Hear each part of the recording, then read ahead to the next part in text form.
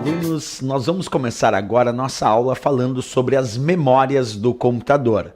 É muito importante quando nós começamos a falar sobre as memórias, saber que as provas de concurso pedem muito sobre memória RAM, memória ROM, memória cache, memória flash, entre outras memórias que o computador tem.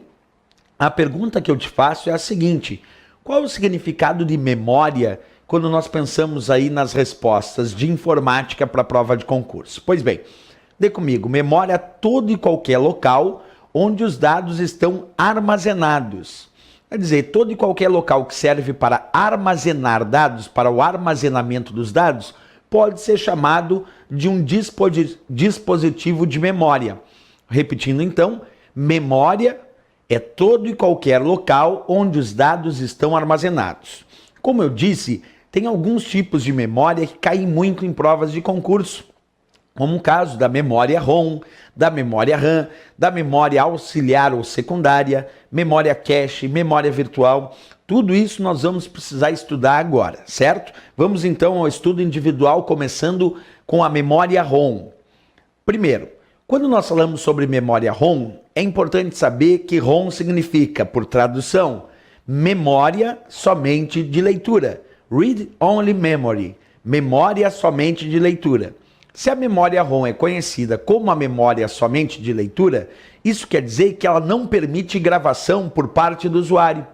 Como assim, professor? O usuário só pode ler os dados que estão armazenados na memória ROM? Exatamente. Quem grava os dados no componente de memória ROM é o fabricante. Então, vamos a essa característica. Acompanha comigo. Repetindo, memória ROM permite apenas a leitura dos dados por parte do usuário. Isso significa que o usuário não pode gravar os seus arquivos num componente de memória ROM. Professor, mas e quem é que escreve na memória ROM? Quem é que grava dados na memória ROM se ela é somente de leitura para o usuário? Quem escreve, quem grava os dados na memória ROM é o fabricante, porque ela é somente de leitura, apenas de leitura para o usuário. Mas para o fabricante, claro que não, porque alguém teve que escrever. Então, o fabricante grava os dados num componente, como por exemplo um microchip de memória ROM, e o usuário só faz a leitura desses dados. Então, quem grava no componente com memória ROM, é bom se dizer, é o fabricante desse componente, certo?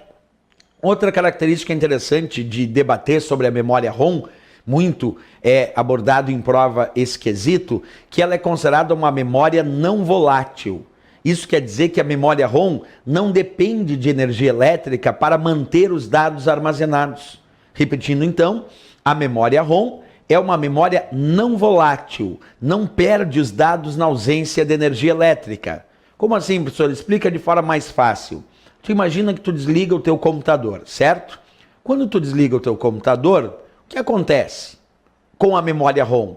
Os dados são mantidos, não são perdidos, porque ela é uma memória não volátil. Se tu desligar o teu computador, tudo que está armazenado na memória ROM vai ser mantido armazenado na memória ROM. Repetindo então, memória ROM é uma memória não volátil, porque não depende de energia elétrica para manter os dados armazenados.